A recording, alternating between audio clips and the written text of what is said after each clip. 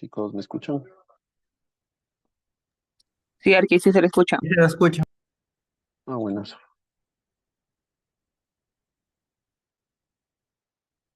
Bueno, ¿cómo están? Espero que todos se encuentren muy bien. Y en el-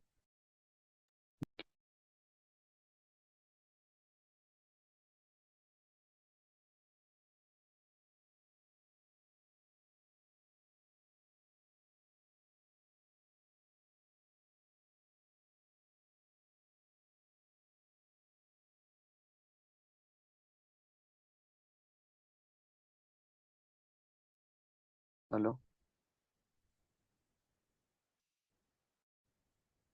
¿Aló? ¿Me escuchan?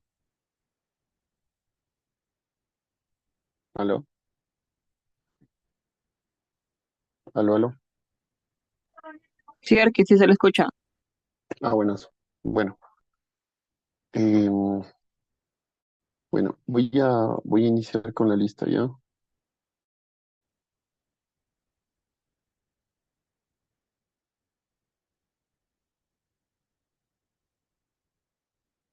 Chicos, ¿las recuperaciones cuándo eran? ¿Nomás eran hoy y mañana o solo eran hoy? Y la próxima semana, ¿cómo era? Porque quería ver en las fechas de los documentos, pero le habíamos puesto para otras fechas.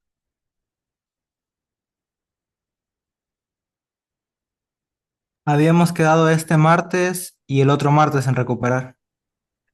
Ya. Les pregunto porque entiendo que este feriado, este sábado también hay alguna cuestión. Entonces va a tocar hacer otra recuperación. Ayer tuvimos una reunión de docentes y indicaron eso, que hay que hacer una recuperación para este sábado porque no iba a ser posible dictar. Entonces, más bien, si ustedes desean, haríamos este martes, el 9 y el 16. ¿Les parece?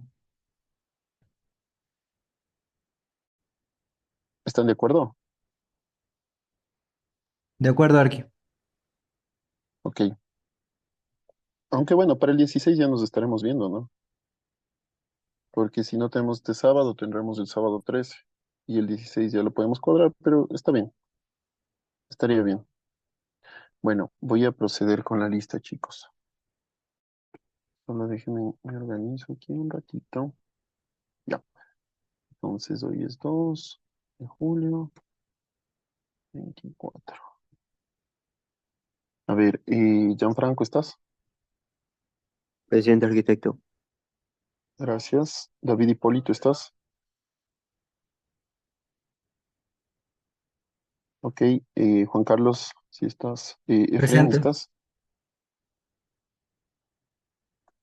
Kaylin, ¿estás? Melanie, ¿estás? Perfecto. Sí, David Hipólito, sí estoy, nomás que tuve un problema con el celular y no estoy hay desde el celular, problema. estoy en Monar. Está bien, está bien. Pues, Efren, ¿estás? Kaylin, ¿estás? Melanie, Justin, Ayrton, Iván David, Joan Paul, Profe Iván David está presente. Iván David, ok, gracias. Joan Paul, ¿estás? Heidi, Steven Daniel, Presente, Arqui. ok. Milena, Presente. Milena, ¿estás?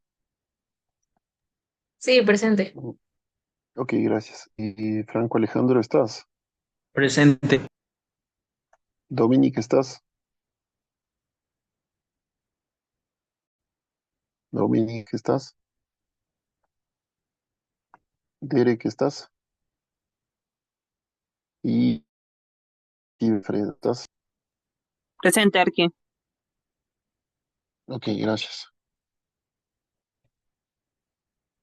Bueno, estamos 8, ¿no?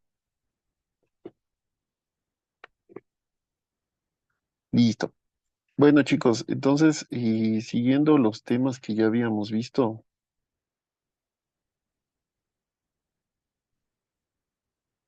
ay, no se abre.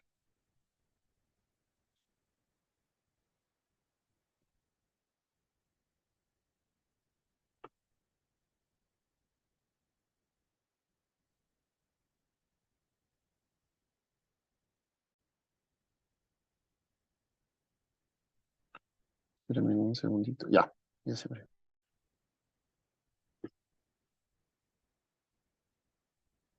Ok, vamos a compartir pantalla.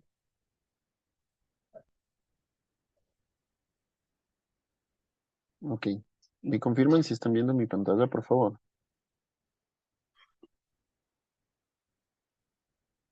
Chicos, ya.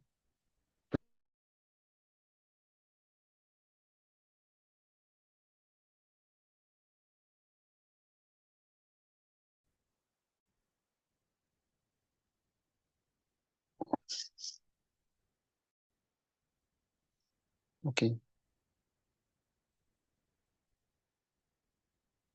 bueno, entonces, ya hicimos un recorrido por por todo el barroco. Posterior al barroco, o si es que hacemos una línea de tiempo, uy, si hacemos una línea de tiempo, tenemos al barroco inicialmente y posterior viene la arquitectura colonial. Sí, la arquitectura colonial se da básicamente en todas las colonias que tenía España en América. Por eso se denomina arquitectura colonial. Y esta arquitectura es bastante regionalista, es decir, no es la misma arquitectura colonial que se dio en, en el Virreinato de Granada que en el Virreinato de Nueva España, por ejemplo. Perdón, de Nueva Granada con el Virreinato de Perú, por ejemplo. Sí, son completamente distintas estas dos categorías. Entonces, bueno, vamos a ver la arquitectura barroca en América Latina. Y una de las que vamos a ver, o principalmente que vamos a ver, es el barroco de la Real Audiencia. Este barroco de la Real Audiencia de Quito se le denomina arquitectura colonial. Entonces, la arquitectura de los siglos XVIII, o es una arquitectura de los siglos XVIII con una profusa ornamentación o decoración. La época barroca se caracteriza por la extravagancia y la ostentación, las formas expresivas casi similares a las esculturas, con especial atención en la intensificación de los ornamentos. Es decir, los ornamentos son normas, es la norma, perdón. Y se creó así un efecto más teatral con iluminación interna y externa y el uso de sombras más pesadas para acentuar el diseño. Esta es, por ejemplo, la iglesia de la Compañía de Jesús. A esta iglesia, si nosotros la vemos, tiene un montón de formas y tiene una profusa decoración. La decoración más bien aquí es la norma, o sea, eh, si es que nosotros le quitamos toda la decoración a estas fachadas, terminará siendo posiblemente una arquitectura muy renacentista. Pero aquí, si nosotros nos fijamos, existe una profunda decoración. Eh, la única iglesia barroca que existió aquí en el Ecuador o en la Real Audiencia de Quito es esta, es la iglesia de la Compañía. ¿Por qué fue la única? Porque, como les decía, el día sábado los españoles lo que intentaban era crear o generar más iglesias. Entonces, lo que no podían hacer es, lo que no podían hacer era darse el gusto de demorarse 250 años en hacer una iglesia. Entonces, lo que intentaron es más bien hacerlo o hacer algo rápido, ¿sí? Entonces, por eso es, o creería yo que por eso es la única iglesia que tiene este nivel de decoración, ¿no? Todas estas, todas estas formas eh, que lo que hacen es más bien un elemento decoración, un elemento mucho más teatral, un elemento mucho más simbólico. ¿Sí? Bueno, continuamos. Entonces, uno de los elementos más importantes es la escuela quiteña. La escuela quiteña es como se le ha llamado al conjunto de manifestaciones artísticas y de artistas que se desarrolló en el territorio de la Real Audiencia de Quito. Ya vamos a ver más adelante cómo se dividía el territorio de español en América, pero la Real Audiencia de Quito era parte del Virreinato de Nueva Granada. Entonces, esta Real Audiencia iba desde Pasto a Popayán por el norte y hasta Piura en el sur, durante el periodo de la colonia, es decir, durante la dominación española, por más o menos unos 300 años aproximadamente. También se la considera como una forma de producción artística y fue una de las actividades más importantes desde el punto de vista económico de la Real Audiencia. En esta época, Ecuador, o bueno, la Real Audiencia de Quito, era el centro artístico eh, de Europa y del mundo, ¿no? Sobre todo porque en esta época se empiezan a generar varios elementos que a posterior sirvieron como un referente para otro tipo de arquitecturas.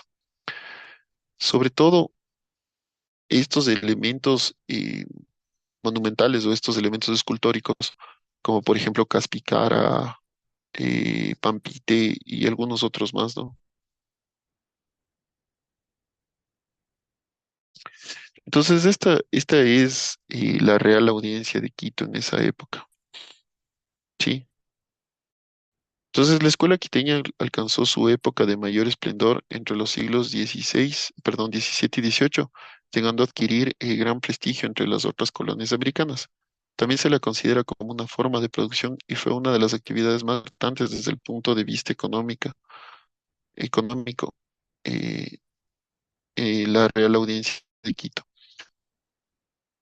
Esto es algo importante porque desde el punto de vista económico, porque varios de los productos que se generaban aquí se iban a Europa, no solo a España, sino a Francia, o Alemania o Inglaterra. Entonces, varios de estos elementos de esta producción artística, arquitectónica, escultórica, pintura, también orfebrería, joyas, se hicieron varias que fueron posteriormente exportadas. Entonces se dio en esto, en lo que fue la Real Audiencia de Quito. Entonces, más o menos, no sé si ustedes son muy chicos, pero yo sí me acuerdo cuando Sixto Durán Ballén decía que Ecuador ha sido y será un país amazónico, era básicamente por esto, porque en la Real Audiencia de Quito tenía toda la entrada al Amazonas, es decir, el Amazonas o el río Amazonas cruzaba por todo la Real Audiencia, ¿no?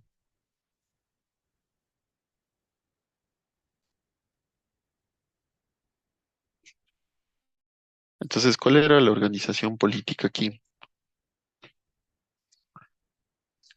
En España existía el rey y en América teníamos el Consejo de Indias. En las colonias existía el virrey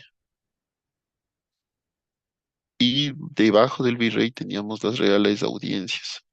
Teníamos la Real Audiencia de Lima, de Quito, de Bogotá y algunas reales audiencias, lo que ahora posteriormente, no sé si es que ustedes entendieron la pregunta que les hice el día sábado, que por qué los países o las colonias españolas en América formaron varios países y por qué Brasil, que era una colonia portuguesa, solo formó un solo país, es básicamente por esto, ¿no?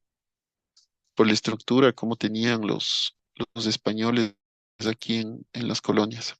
Bueno, entonces debajo de las reales audiencias existían los cabildos, lo que ahora son ciudades, y los corregimientos, lo que ahora podríamos denominar como provincias.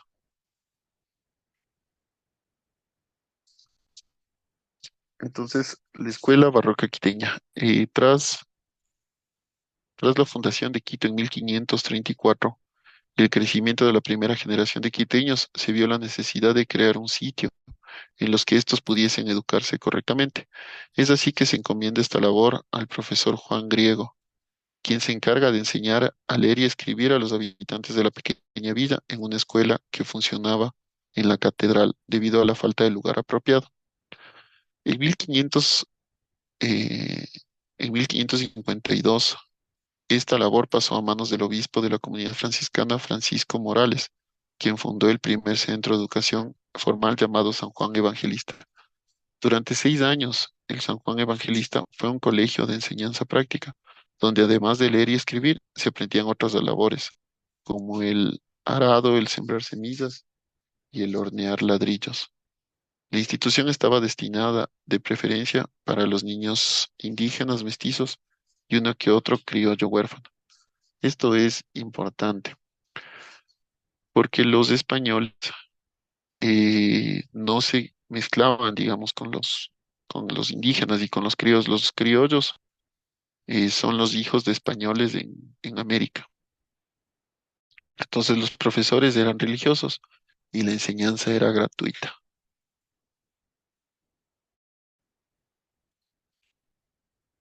De entre ellos destaca en el tiempo dos, Jodoco Rique o Fray Jodoco Rique y Pedro Grocial.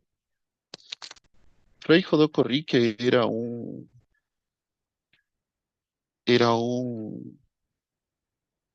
religioso eh, que aparte de eso era también artista, él era pintor y escultor. Y Pedro Grocial, básicamente lo mismo. La diferencia entre estos dos es que Fray Jodoco Rique era un pensador. Él era, o él lo que él hacía, em,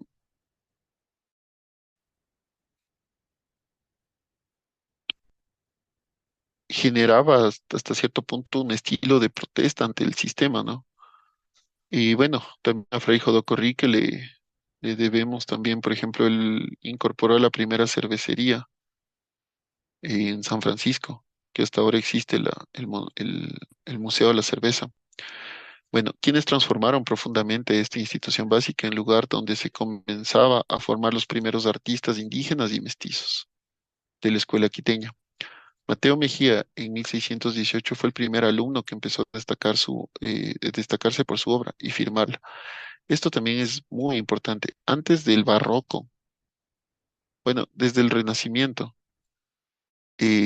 las obras no se firmaban, es decir, no se les ponía su insignia a las obras. Y por eso es que en muchas obras no se sabe quién fue su creador. Entonces, pero bueno, algo que no era costumbre en esta época. Como expresión cultural es el resultado de un dilatado proceso de transculturización entre lo aborigen y lo europeo. Es una de las manifestaciones más ricas del mestizaje y sincretismo. Acordémonos lo que les conversaba de lo que era sincretismo.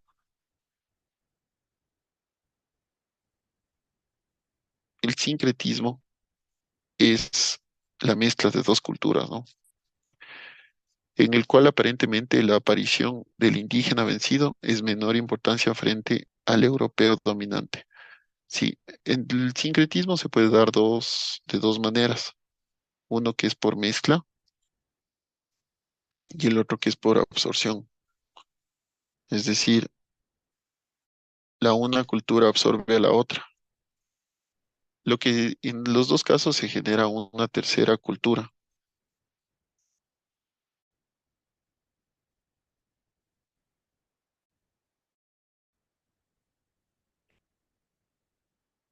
Sí. Es verdad, y ahí, acompañándote. Aquí no estés sola. ¿Cómo están? Nos vemos ahorita. Bueno, entonces, ¿cuáles son los máximos exponentes de estos estilos? Tenemos, por ejemplo, en el siglo XVI a Jorge de la Cruz en arquitectura, a Francisco Morocho en arquitectura, a Fray Jodoco Rique en pintura, a Fray Pedro Gocial en pintura, a Fray Pedro Bedón en pintura, Andrés Sánchez de Hualqué. Andrés Sánchez de Hualqué es uno de los mayores exponentes en cuanto a la pintura. Creo que tenemos una imagen de Andrés Sánchez de Hualqué. a Juan José Vázquez en pintura, a Luis Rivera en pintura y escultura, a Robles en escultura, Diego de Robles en escultura y a Francisco Benítez en ebanistería. Ebanistería, Francisco Benítez es los, quien hacía los retablos al fondo de las iglesias. Pero bueno, lo que quería ir con esto es que el único que tenemos, o los únicos que tenemos en arquitectura, es Jorge de la Cruz y Francisco Morocho. Francisco Morocho es quien construye las primeras iglesias en Quito. Francisco Morocho se le atribuye la construcción, por ejemplo, de San Francisco. Posiblemente yo creo que por Francisco Morocho nace la leyenda de Cantuña. Francisco Morocho era un indígena que construye la iglesia de San Francisco, entonces posiblemente por eso tiene su génesis esta historia, ¿no? Bueno, aquí tenemos una imagen de Andrés Sánchez de Hualqué. Andrés Sánchez de Hualqué era un pintor. eh, Andrés Sánchez de Hualqué era un criollo, es decir, un español nacido en América, eh, pero que no tenía o que no gozaba de los mismos privilegios de ser español. Entonces él pinta esto, los negros de Esmeraldas, ¿no? Entonces él hace referencia a cómo los negros o los afrodescendientes en Esmeraldas, perdón, en África tenían sus propias tribus, sus propias culturas. Entonces él lo que hace es tratar de revivir cómo hubieran sido sus destinos si no hubieran sido esclavizados. Entonces a eso hace referencia esta pintura.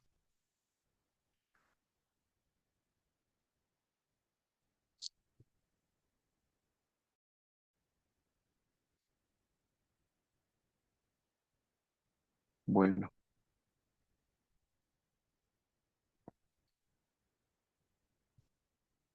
permítame un ratito.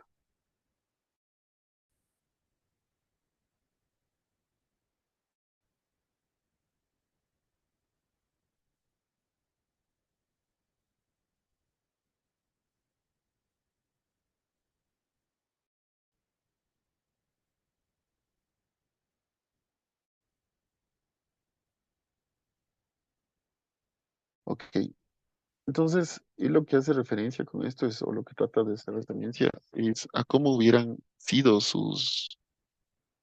es que ellos no hubieran sido esclavizados, ¿no? Y traídos a la fuerza a América como esclavos. Entonces, cómo hubiera sido su, cómo hubiera continuado su vida, digamos. Perdón. Entonces, bueno, seguimos eh,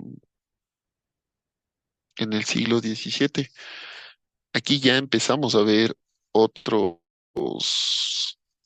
otros exponentes de arquitectura, por ejemplo, a Fray Antonio Rodríguez, él era el arquitecto de las iglesias, a los hermanos Marcos Guerra, eh, y bueno, algunos otros que no les he puesto aquí, no sé por qué, pero no les he puesto.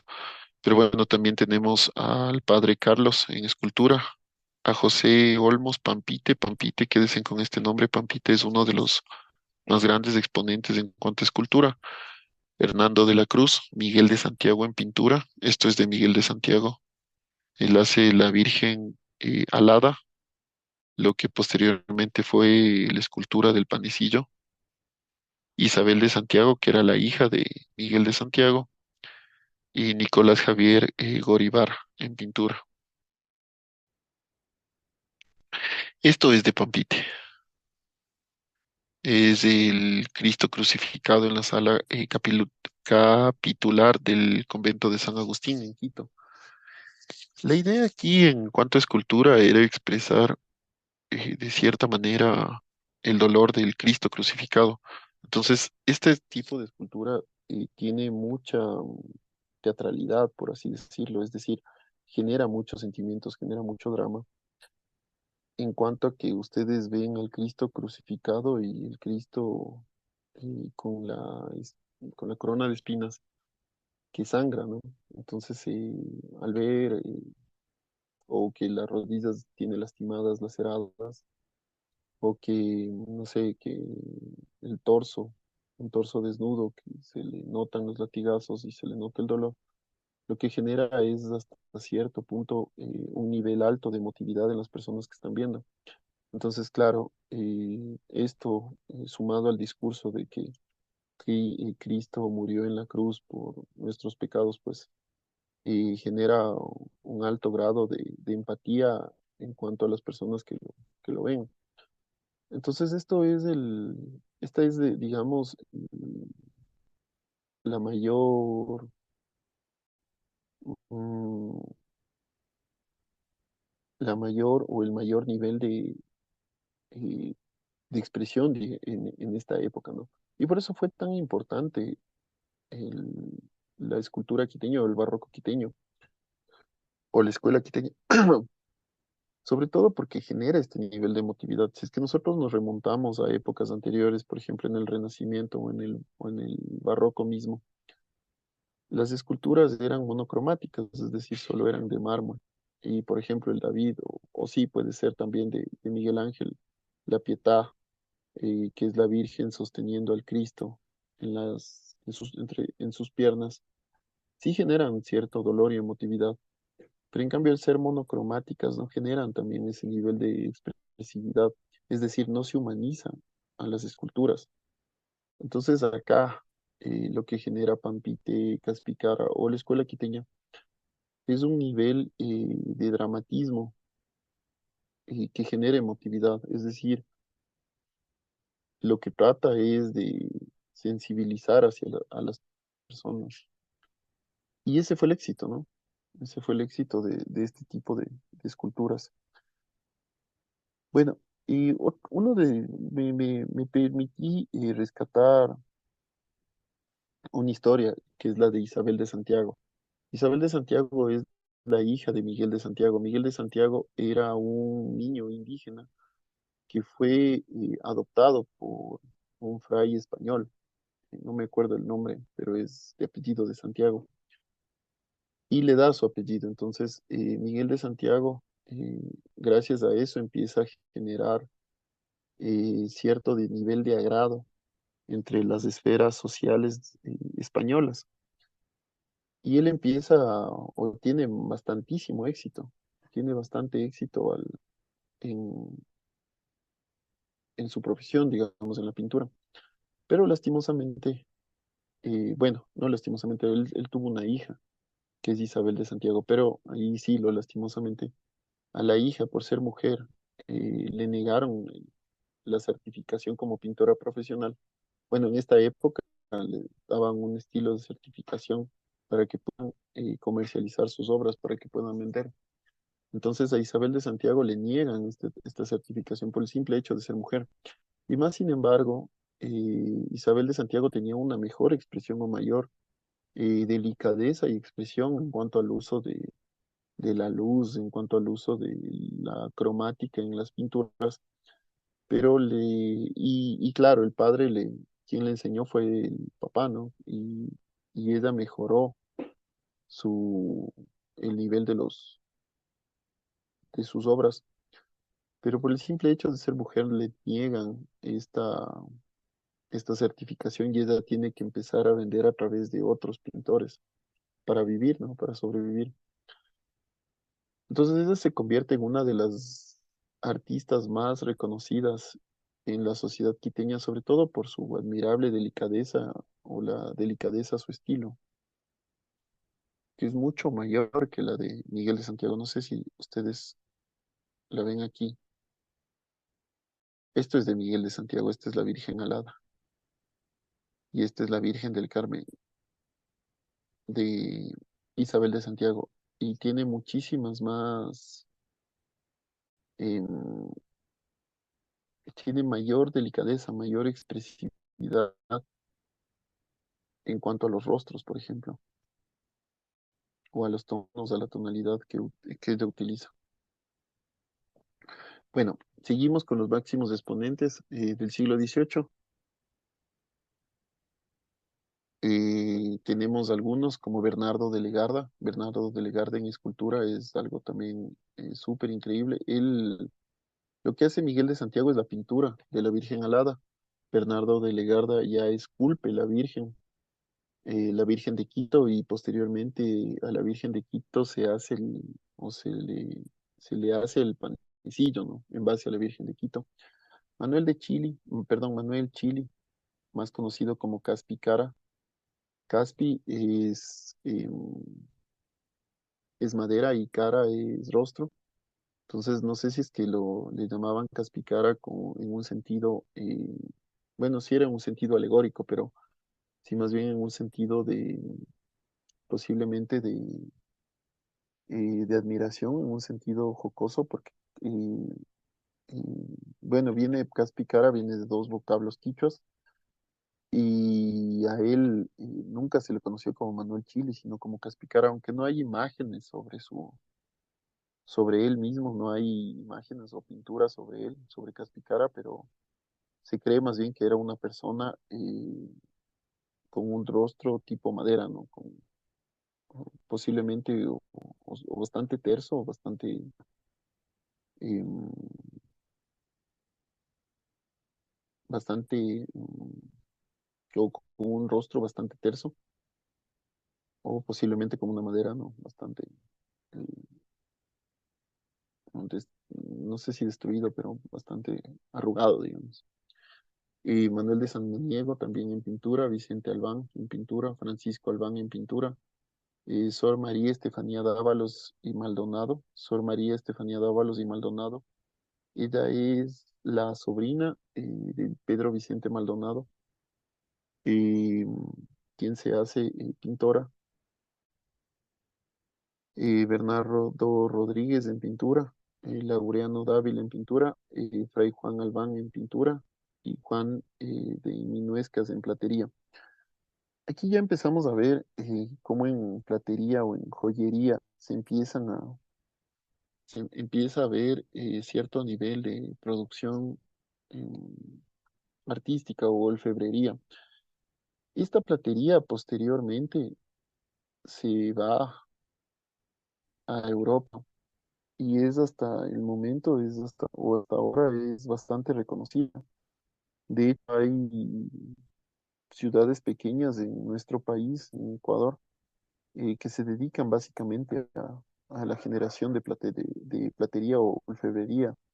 Ejemplo es en Cuenca, eh, Chordelec, o hay otras ciudades, también hay en Baños, o cercano a Baños hay otra ciudad que hacen exactamente lo mismo, ¿no?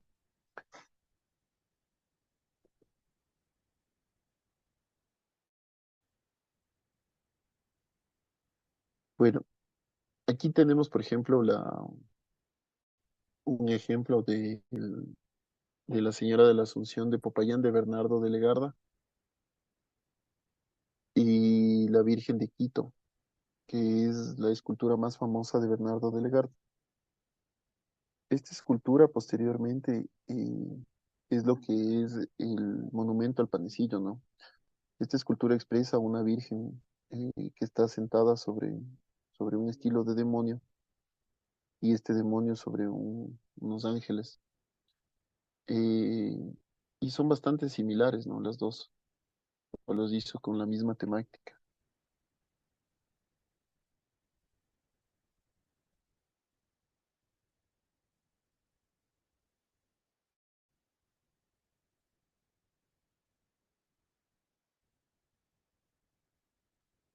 Este es el Cristo yacente de Caspicara.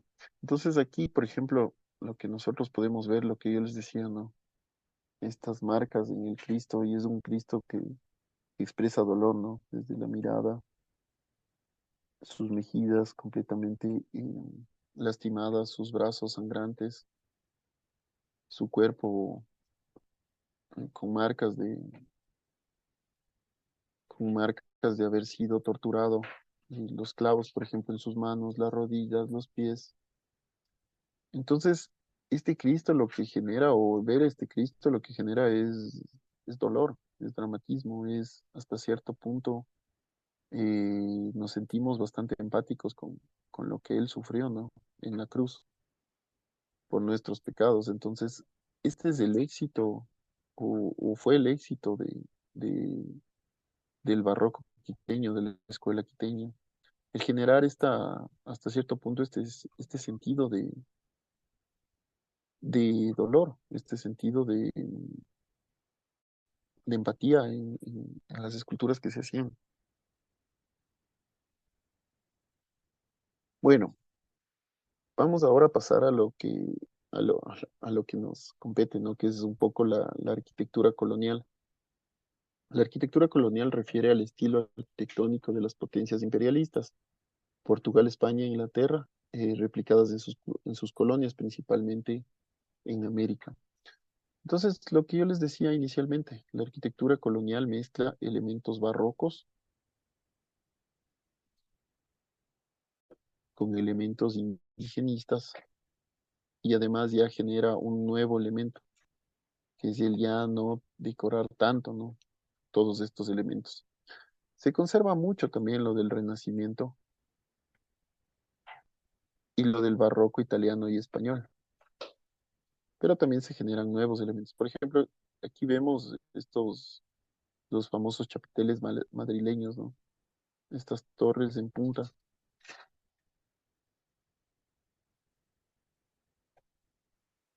Pero en cambio aquí ya se pierden, por ejemplo, los famosos frontones.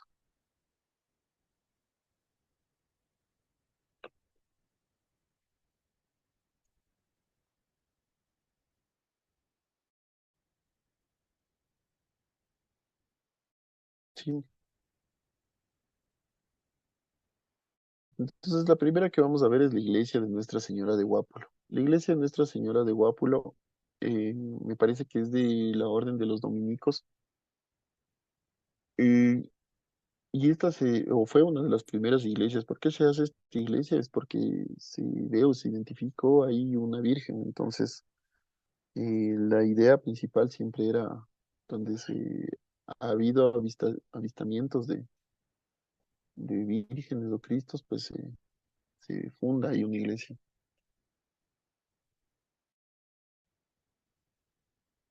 Entonces, esto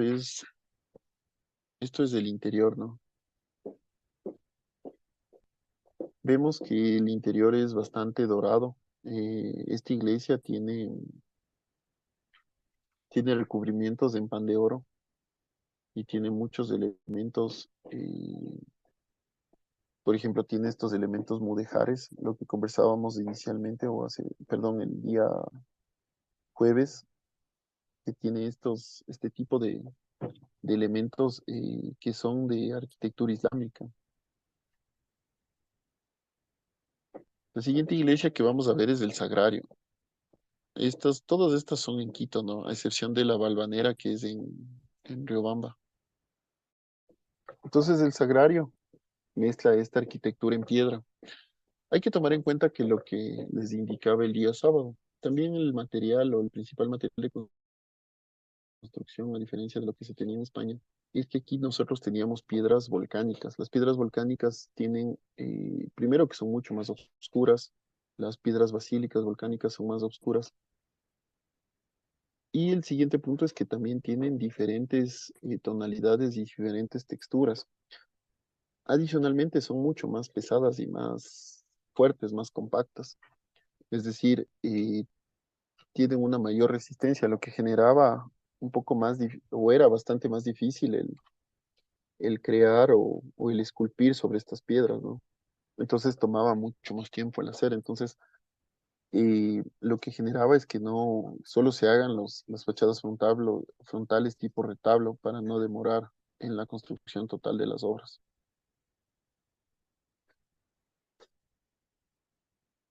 Este es de la iglesia del Sagrario al interior.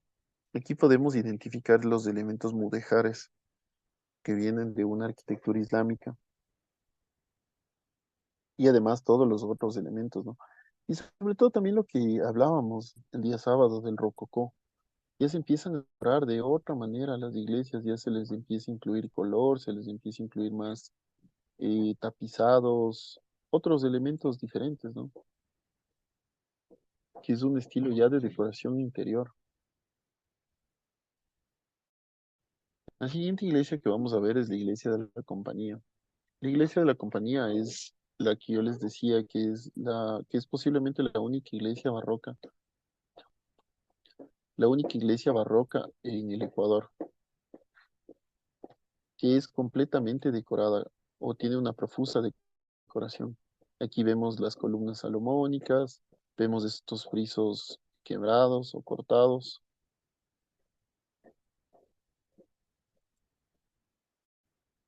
los famosos nichos, eh, la discontinuidad en las columnas,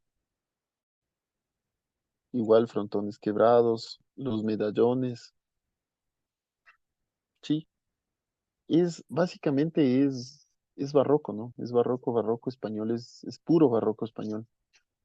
Yo tomé recientemente, me fui a esta iglesia y les tomé una foto y ya les voy a pasar. Este es el interior de la iglesia de la Compañía, igual como la de Guápulo, tenemos unos recubrimientos en pan de oro y, y estos recubrimientos en pan de oro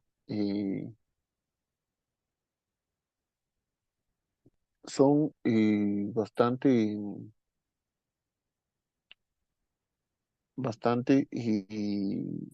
o son bastante, ¿cuál sería la palabra? Son bastante expresivos hasta cierto punto. Se trata de mostrar cierta, cierta riqueza o cierto nivel de riqueza que tenían o que se tenía aquí en la Real Audiencia de Quito, ¿no?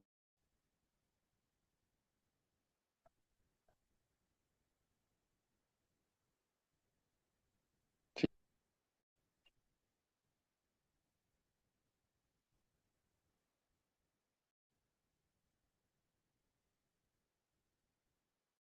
perdón, un segundito.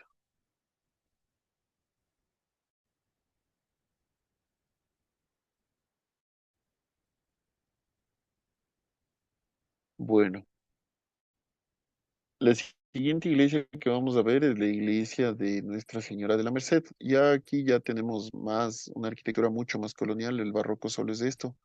Y claro, tenemos estos domos, estas torres, que ya no tienen tanto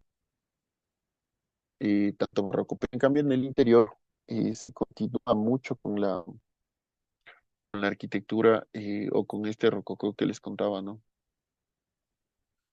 La iglesia de San Francisco, yo creo que le vamos a dedicar una clase solo a la iglesia de San Francisco. La iglesia de San Francisco es un conjunto arquitectónico gigante que se generó en muchísimos años y es donde realmente nace la escuela quiteña, ¿sí? Es tan grande, me parece que tiene como 6 hectáreas y es gigante, es comparado con el Escorial a nivel mundial. Y esto es el interior, ¿no? De la capilla de la iglesia de San Francisco, porque además tiene un monasterio, tiene un colegio, tiene algunos otros elementos. Finalmente, la iglesia de Santo Domingo. La iglesia de Santo Domingo, a mí me parece que lo que yo les contaba el día sábado, ¿no? Que tenía aquí otra torre. Pero los españoles no tomaron en cuenta que aquí existen sismos. De hecho, el día domingo hubo un sismo en Quito, ¿no? Y este es del interior. Bueno, chicos, ya para terminar la clase, les voy a mandar un deber. O bueno, esto hubiera sido un trabajo en clase porque era una clase preparada para un sábado. Ya. Entonces, no es trabajo en clase, sino más bien deber. O más bien hagamos como trabajo en clase, continúen haciendo durante el tiempo que nos falta. Lo que van a hacer es a dibujar una de estas iglesias, de las iglesias que hemos visto. No sé si, Juan Carlos, ¿me puedes ayudar tomando una captura de imagen y mandarles a tus compañeros, por favor?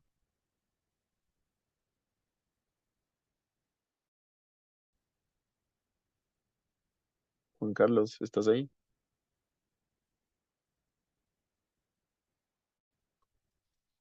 Juan Carlos, ¿estás ahí? Chicos, ¿están ahí? Chicos, Sí, Arqui, aquí Sí, estamos. y aquí estamos. bueno, pero Juan Carlos no creo que está, ¿o sí? Bueno, yo les mando ya. Entonces, esto esto lo revisamos la siguiente clase, ¿les parece?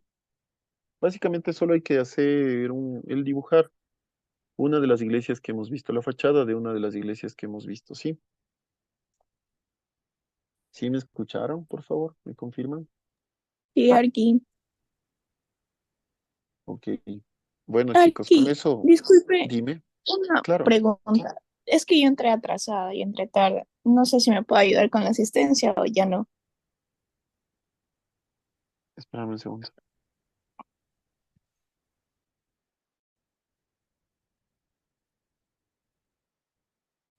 Em, Dame un segundito. Déjame abro la, déjame abro la,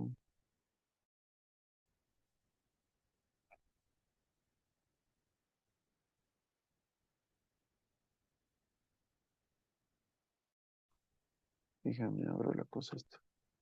A ver, dejemos de compartir.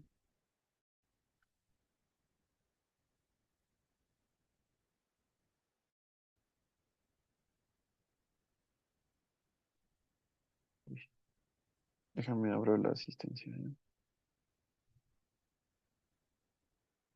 ¿Cuál es tu nombre? Caitlin Delgado. Ah, Kaylin. Ok. Déjame. ¿Dónde estás, Kaylin? Kaylin. Ah, Arqui, ¿qué apellido eres? Delgado, Arqui. Perdón. Caitlin Delgado. Caitlin Delgado. O la de salir como Ashley Delgado. Ah, Porque es su Delgado. primer. Ashley, sí. Sí. Ya, no hay problema. Arqui, Dígame. Listo, Arqui, gracias. De nada. disculpe, yo también entré a las 6:17, sino que no le quería interrumpir la clase, ya no quise No hay preguntarle si problema. es que ¿Cuál es tu tomó nombre? lista. ¿Cuál es tu nombre? Mendoza Kate. Arqui, de igual forma Derek Sánchez, pero no sé. Hace un rato Derek Sánchez. Ya, no hay problema. ¿Esos son todos? Arqui, yo también, yo entro unos minutos, tarde también. Coveña, Efren. Efraín Coveña. Ok. ¿Esos son todos? Yo también arquitecto, Justin García. Gracias, Justin. Ya, está bien. Ya. Chicos, por favor, no se olviden de hacer el deber, ¿ya? Entonces, y como les decía, no, nos estaremos viendo el jueves, pues. El jueves tenemos clase. Sí, nos vemos, chicos. Les mando un abrazo. Cuídense mucho. Hagan el deber. Chao, chao. Arqui.